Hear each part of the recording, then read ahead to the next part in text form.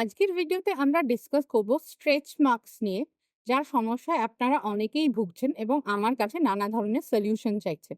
প্রথমেই জেনে নেব স্ট্রেচ মার্কস কেন হয়। নাম শুনলেই বোঝা যায় স্ট্রেচ মার্কস হয় স্কিনে অত্যধিক স্ট্রেচ পড়ার জন্য বা টান পড়ার জন্য। স্কিনের দুটো লেয়ার আছে, ওপরে থাকে এপিডার্মিস এবং তার তলায় থাকে ডার্মিস লেয়ার।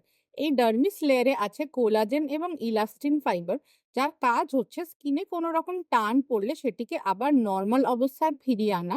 এই প্রপার্টিকে বলে ইলাস্টিসিটি। যদি স্কিন হঠাৎ করে খুব বেশি স্ট্রেচ হয়, যেমন প্রেগনেন্সির সময় বা হঠাৎ করে খুব বেশি ওয়েট গেইন হলে, তখন ঠিকঠাকভাবে কোলাজেন ও ইলাস্টিন তৈরি না হওয়ায় স্কিন ফেটে ফেটে যেতে পারে। একেই বলে স্ট্রেচ মার্কস। এখানে উপরের এপিডার্মিস লেয়ারও পাতলা হয়ে যায় এবং ডার্মিস লেয়ারে কোলাজিন এবং ইলাস্টিনও ঠিকভাবে তৈরি হয় না, তার জন্য স্কিনটি অ্যাবনর্মাল দেখায়। সাধারণত স্ট্রেচ মার্কস যখন প্রথম তৈরি হয়, এগুলি একটি লালচে বা বেগুনি টাইপের রঙের থাকে, তার সাথে একটু উঁচু হয়ে থাকতে পারে এবং হালকা চুলকানি হতে পারে।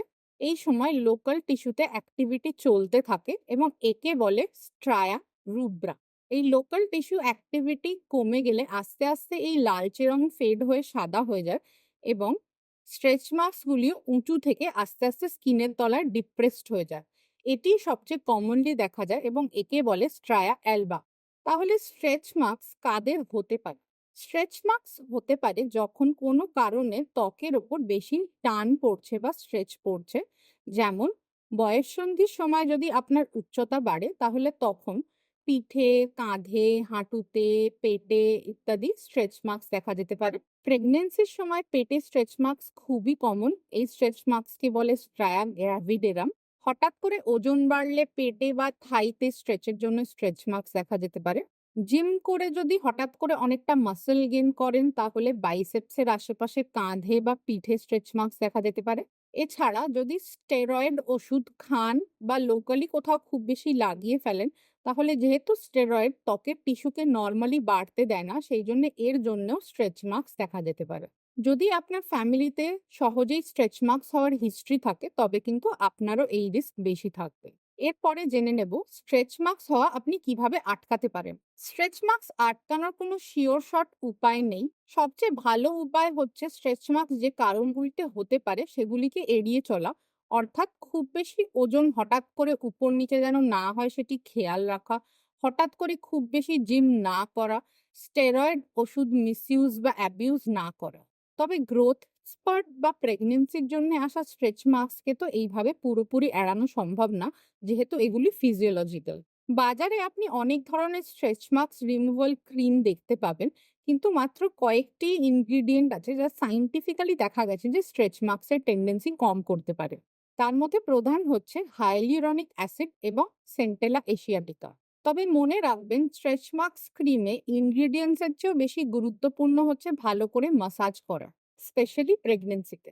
যে কোনো ভালো ময়েশ্চারাইজার বা তেল যদি স্ট্রেচ মার্কস হওয়ার আগে পেটে বা উদ্দিষ্ট বডি পার্টসে নিয়মিত ভালোভাবে মাসাজ করতে পারেন, তবে চামড়া নরম থাকবে, হাইড্রেটেড থাকবে এবং স্ট্রেচ মার্কস পড়ার টেন্ডেন্সি এমনিতেই কিছুটা কম থাকবে।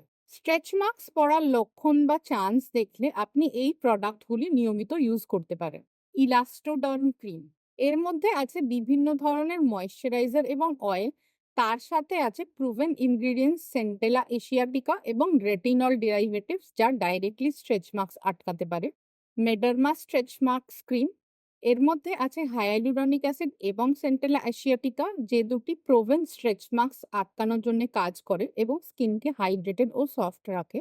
বায়ো অয়েল, গর্ভবতী মহিলারা প্রেগনেন্সির সময় বায়ো অয়েল দিয়ে নিয়মিত পেটে ম্যাসাজ করতে পারেন।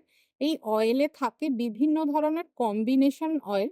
আমি নিজেও প্রেগনেন্সির সময় এটি ব্যবহার করেছি এবং স্ট্রেচ মার্কস আমার সেজন্য খুবই কম হয়েছে। তবে মাসাজ নিয়মিত থ্রু আউট দ্য প্রেগনেন্সি করা প্রয়োজন। এছাড়াও ইউজ করতে পারেন কমনলি ইউজড লুশিয়ারা ক্রিম, স্ট্রেচ টিড ক্রিম, যে দুটিতে আছে বিভিন্ন ধরনের ভিটামিন এবং ময়েশ্চারাইজারের কম্বিনেশন, যেগুলি মাসাজ করলে স্কিন সফট এবং হাইড্রেটেড থাকে, হিলিং তাড়াতাড়ি হয়, তাই স্ট্রেচ মার্কসের চান্সও কম হয়। এছাড়া যে কোনো থিক হেভি ভালো বডি লোশন দিয়েও রেগুলার মাসাজ করতে পারেন, তাতেও স্ট্রেচ মার্কসের চান্স কমই থাকবে। তবে মনে রাখবেন, এগুলো কোনোটাই কিন্তু 100% প্রোটেক্টিভ নয়। অর্থাৎ এগুলি ইউজ করার পরেও আপনার স্ট্রেচ মার্কস ডেফিনিটলি আসতে পারে। হয়তো এর ফলে সিভিয়ারিটি কিছুটা কম থাকতে পারে। এবার আমরা আসবো যদি স্ট্রেচ মার্কস অলরেডি হয়ে গিয়ে থাকে তাহলে তার ট্রিটমেন্ট কিভাবে করা যায়। দুটো কথা আগেই বলে নিই।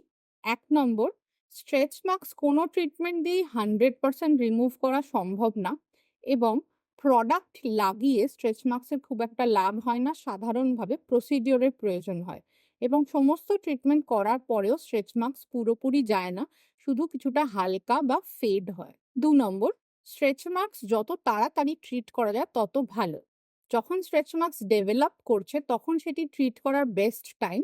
তারপরেও যখন স্ট্রেচ মার্কসগুলি লালচে বেগুনি হয়ে থাকে অর্থাৎ টিস্যু অ্যাক্টিভিটি তার মধ্যে চলতে থাকে, স্ট্রায়া রুব্রা স্টেজে থাকে, তখন এগুলি ভালো ট্রিটমেন্ট রেসপন্ড করে। যদি স্ট্রেচ মার্কস অনেক দিনের পুরনো হয়ে যায়, সাদা হয়ে যায়, স্ট্রায়া অ্যালবা ফর্ম করে যায় বা ৫ বছরের বেশি স্ট্রেচ মার্ক হওয়ার পর টাইম কেটে যায়, তারপর কিন্তু আপনি অল্পই রেজাল্ট পাবেন। একমাত্র একটি প্রোডাক্ট দেখা গেছে যা সায়েন্টিফিক্যালি এক্সিস্টিং স্ট্রেচ মার্কসকে ইমপ্রুভ করতে পারে, তা হচ্ছে ট্রেটিনয়েন বা হাই ডোজ রেটিনল। এটি ত্বকের এপিডার্মিস যা পাতলা হয়ে গিয়ে থাকে তাকে মোটা করতে সাহায্য করে এবং নতুনভাবে কোলাজেন এবং ইলাস্টিন ফাইবারস তৈরি করতে সাহায্য করে, যার ফলে স্ট্রেচ মার্কসের সাইজ কমে। স্ট্রেচ মার্কস যখন ডেভেলপিং বা রেড স্ট্রায়া রুব্রা স্টেজে আছে তখন আপনি সেটি ইমপ্রুভ করার জন্য ব্যবহার করতে পারেন এই প্রোডাক্টগুলি রাতে একবার করে। Conscious chemist rapid repair retinol body treatment, Fixderma bio retinol body lotion, উইশকের collagen 1% retinol body lotion, chemist at play 4% retinol body lotion. Directly ট্রেটিনয়েনও অনেক সময় ইউজ করার জন্য দেওয়া হয়, যেমন ট্রেটিন 0.025% বা এরেট জেল 0.025%। তবে যেহেতু ট্রেটিনয়েন খুবই স্ট্রং প্রোডাক্ট, সেই জন্যে ডাক্তারের পরামর্শ নিয়ে তবেই ব্যবহার করা উচিত, আদারওয়াইজ কিন্তু সারাউন্ডিং স্কিনের ক্ষতি হতে পারে। সাধারণভাবে এই প্রোডাক্টগুলি যদি নিয়মিত কয়েক মাস ইউজ করতে পারেন তবে ডেভেলপিং স্ট্রেচ মার্কস এবং রেড স্টেজের স্ট্রেচ মার্কসের সিভিয়ারিটি কিছুটা কমতে পারে। তবে যদি স্ট্রেচ মার্কস অনেকদিন পুরনো হয়ে গিয়ে থাকে তাহলে তার উপর কিন্তু এই ওষুধ দিয়েও আপনি খুব একটা কিছু লাভ পাবেন না। মনে রাখবেন, প্রেগনেন্সিতে কিন্তু এগুলি ইউজ করা বারণ। ডেলিভারির পরেই এগুলি আপনি শুরু করতে পারবেন, যেহেতু এগুলো পেটে থাকা বাচ্চার ক্ষতি করতে পারে। স্ট্রেচ মার্কসের বেস্ট ট্রিটমেন্ট হচ্ছে কিছু প্রসিডিওরস করা। ২-৩ রকম প্রসিডিওর আছে যা স্কিনের নিচে গিয়ে কোলাজেন এবং ইলাস্টিন ফাইবার তৈরি স্টিমুলেট করে স্ট্রেচ মার্কসের অ্যাপিয়ারেন্স কমাতে পারে। প্রথমেই বলবো মাইক্রোনিডলিং এবং মাইক্রোনিডলিং রেডিও ফ্রিকোয়েন্সির কথা।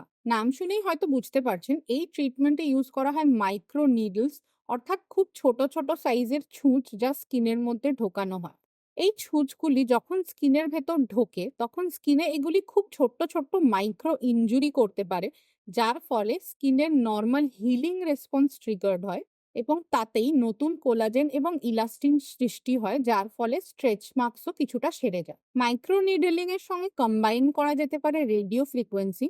এই মাইক্রো নিডলিং রেডিও ফ্রিকোয়েন্সি ট্রিটমেন্টে ওই ছোট ছোট মাইক্রো নিডলগুলো স্কিনের তলায় ঢোকার পর রিলিজ করে রেডিও ফ্রিকোয়েন্সি বা হিট এনার্জি, যা এই হিলিং রেসপন্সকে আরো বেশি ত্বরান্বিত এবং স্ট্রং করে তুলতে পারে, যার ফলে স্ট্রেচ মার্কসের ওপর এফেক্ট আরো বেশি পড়ে, যেহেতু এতে আরো বেশি কোলাজেন এবং ইলাস্টিন স্টিমুলেটেড হয়। এই ট্রিটমেন্ট স্কিনে অ্যানাস্থেসিয়া লাগিয়ে করানো হয়, যেহেতু নিডল বেসড ট্রিটমেন্ট, কিন্তু তা সত্ত্বেও কিছুটা আনকমফোর্টেবল হতে পারে। অন্তত 6 থেকে 8টি সেশন 4 থেকে 6 সপ্তাহ গ্যাপে করা রেকমেন্ডেড, অ্যাটলিস্ট 50% মতো রিডাকশন পেতে। এছাড়া আছে কিছু ধরনের লেজার যা স্কিনে কোলাজেন এবং ইলাস্টিন স্টিমুলেট করতে পারে। নিডলের বদলে এক্ষেত্রে এই লেজার দিয়েই স্কিনের মাইক্রো ইনজুরিগুলি করা হয়, যার ফলে সেম ওয়েতে হিলিং রেসপন্স ট্রিগার্ড হয়ে কোলাজেন প্রোডাকশন বাড়ে।